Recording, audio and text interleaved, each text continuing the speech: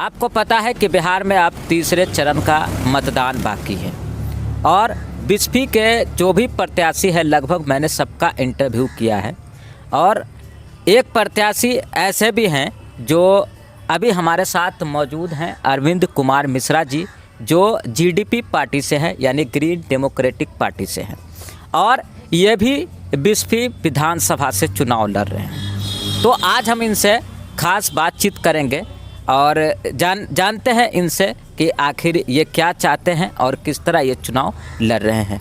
सबसे पहले सर आपका बहुत बहुत स्वागत। आपका भी बहुत बहुत स्वागत फैज जी और UH24 का भी बहुत बहुत स्वागत, सादी बिस्फी की जनता का भी बहुत बहुत स्वागत। सर ये देखा जा रहा है कि बिस्फी विधानसभा में ऑलरेडी बहुत सारे नेता हैं, चाहे वो बचौल जी हो चाहे वो फयाज साहब हो, तो उसके बावजूद भी आप वहाँ से चुनाव लड़ रहे हैं। तो क्या ऐसे में लग रहा है आपको कि वहाँ से आपकी जीत हो सकती है? हम जीत चुके हैं, अब हमें जो है वोटिंग का अंतर देखना है कि कितने एक्स्ट्रा मतों से हम जीतते हैं। तो जीत हमारी पक्की है क्योंकि जनता जो है अब ऊब चुकी है इन लोगों से, सबको मौका मिला था और बाकायदे जो सिटिंग MLA हैं हमारे फयाज साहब तो 10 साल से हैं, कभी वो जदयू में रहते हैं कभी राजद में रहते हैं। जनता का भरोसा वैसे ही टूट गया जैसे नीतीश जी पे टूटा हुआ है। साथ ही बचौल जी भी कभी निर्दलीय रहते हैं कभी पार्टी में रहते हैं, तो उन पर भी भरोसा टूटा हुआ है। तो जनता के पास कोई ऑप्शन नहीं है और हमने अच्छा मेहनत किया है, सब तरह से काम किया है, लोगों को एक नया हमने विचार दिया है, नया आइडियोलॉजी दिया है हमारी पार्टी की तरफ से। तो हमारी जीत तो सुनिश्चित है, अब हमें देखना है कि कितने एक्स्ट्रा मतों से हम जीत रहे हैं। सर आप लगभग आप जब यहाँ से प्रत्याशी ही हैं तो क्षेत्र का भी दौरा किए होंगे और ऑलरेडी बिस्फी विधानसभा से आप आते भी होंगे। तो कहने का मतलब है कि आपके हिसाब से बिस्फी विधानसभा में क्या कमी है या क्या समस्या है? सारी कमियां ही हैं इसमें। अब कमियां के पीछे हम पड़ेंगे तो फिर दिन गिनने मुश्किल हो जाएंगे, इतने दिन हो जाएंगे कमियां गिनने में, क्योंकि कमियां एक नहीं है, लाखों कमियां हैं। अब हमने देखना है कि इन कमियों को अगले 5 साल में हम कैसे दुरुस्त करते हैं। जैसे मैंने आपको बता ही दिया कि हमारी जीत सुनिश्चित है, तो अब हम अगले 5 साल के बारे में सोच रहे हैं कि अगले 5 साल में हम क्या सब काम करेंगे। ये हमने मैनिफेस्टो भी जारी किया है। आप मैनिफेस्टो में देख सकते हैं कि शिक्षा है, रोजगार है, स्वास्थ्य है। हमने 6 वर्टिकल्स बनाए हैं, वरिष्ठ नागरिक के लिए अलग बनाया है, सुरक्षा बनाया और क्षेत्र के लिए बनाया है। तो अब हम इसका रोड मैप जो है हमने तैयार कर लिया हुआ है, अब इस पर हमें काम करना है। तो बहुत सारी समस्याएं हैं, रोड की समस्या है, उसके बाद बाढ़ की समस्या है, रोजगार की समस्या है, शिक्षा की समस्या है।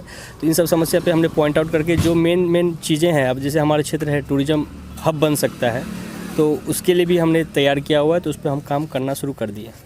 और सर ये आपकी जो पार्टी है क्या पूरे बिहार में चुनाव लड़ रही है या फिर सिर्फ बिस्फी में?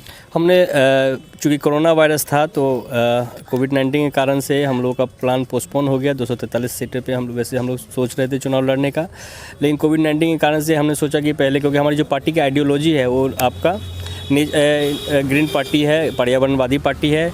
तो इसके कारण से क्या हुआ कि ये नेचुरल कैलेमिटी है, जो कोविड-19 है नेचुरल कैलेमिटी है, तो इसमें हम अपनी जनता की जान को जोखिम में नहीं डाल सकते थे।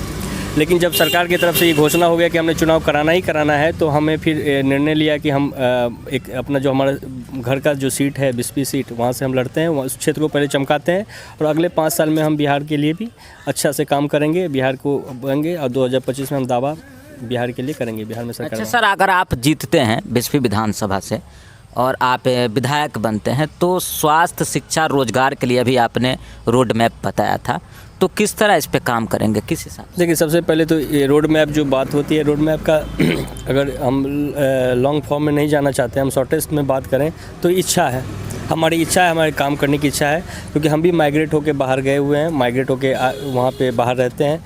तो हमने देखा कि जो अब हम आगे चले गए हैं तो हम ये नहीं चाहते हैं कि पीछे की जनता छूट जाए, क्योंकि यहाँ पे बहुत सारी समस्याएं हैं, युवाओं के पास भविष्य जो है उनका डार्क में है भविष्य।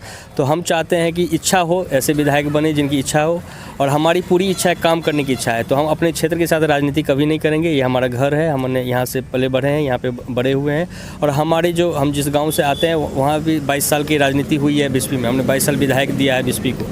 तो हमने सोशल जस्टिस का काम किया था, हमारे गांव वाले ने सोशल जस्टिस का काम किया था। अब हम जो है आर्थिक पे काम करेंगे, हम रोजगार पे काम करेंगे, शिक्षा पे काम करेंगे, और सबसे बड़ा रोड मैप जो हमारा है वो इच्छा है, हमारी इच्छा है कि हम यहाँ का क्षेत्र विकास हो और एक एग्जाम्पल साबित करें बिहार में। जैसे चंपारण एक नाम है भारत आज़ादी में, भारत की आज़ादी में, वैसे बिस्फी होगा विकास की आज़ादी में।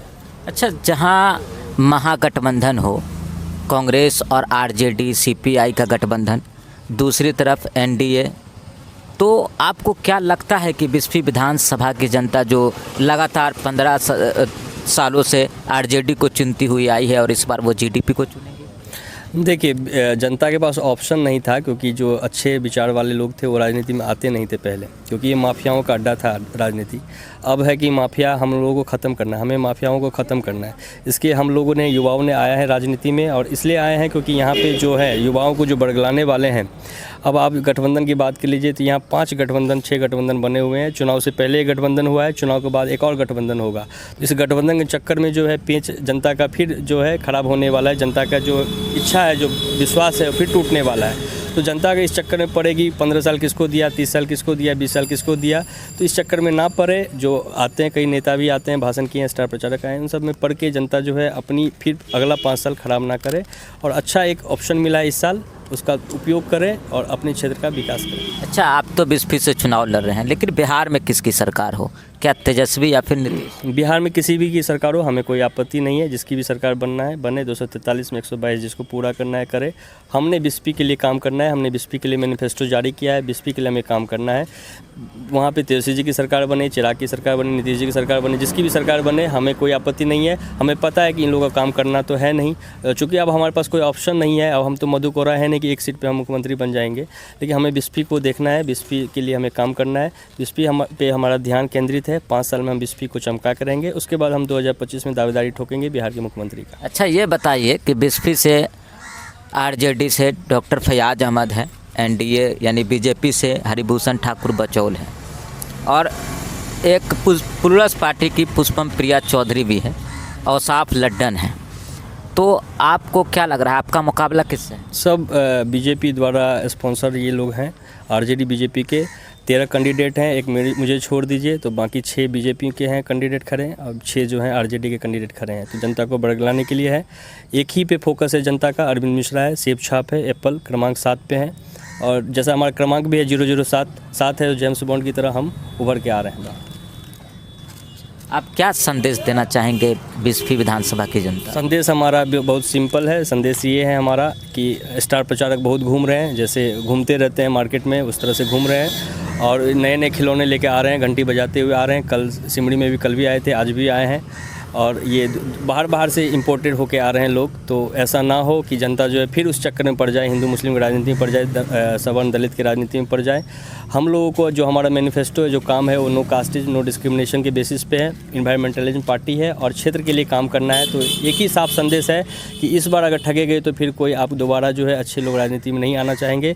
इसलिए जो है आप बेहतरी के लिए काम कीजिए, और सबको मौका दिए हैं। फैयाज साहब को भी 10 साल का मौका मिला है, बचौल जी को भी 5 साल का मौका मिला है, और ये लोग कंटिन्यूसली चुनाव लड़ रहे हैं। 2 बार बचौल जी को मौका मिला था, एक बार 8 ही महीने की थी सरकार, उसमें भी मौका मिला था, 2005 की बात है, उस टाइम हम लोग बचे हुआ करते थे। तो इस तरह से मौका मिला है। तो अब जो है मौका देने की बात नहीं है, अब जो है 5G का जनरेशन है, हम लोग अभी भी 4G में ही अटके हुए हैं, 2G में ही अटके हुए हैं। तो थोड़ा ध्यान रखें और जनरेशन के साथ आगे बढ़ें, क्योंकि हमारे जो भविष्य है, हम आगे का हमें सोचना चाहिए। आगे 70 साल का हम सोचें, ना कि पीछे 70 साल का। चलिए, बहुत बहुत धन्यवाद। अभी हमारे साथ मौजूद थे अरविंद कुमार मिश्रा जी, जो ग्रीन डेमोक्रेटिक पार्टी यानी जीडीपी के अध्यक्ष हैं, और इनका सिंबल है एप्पल, और ये बिस्फी विधानसभा 35 से चुनाव लड़ रहे हैं। धन्यवाद।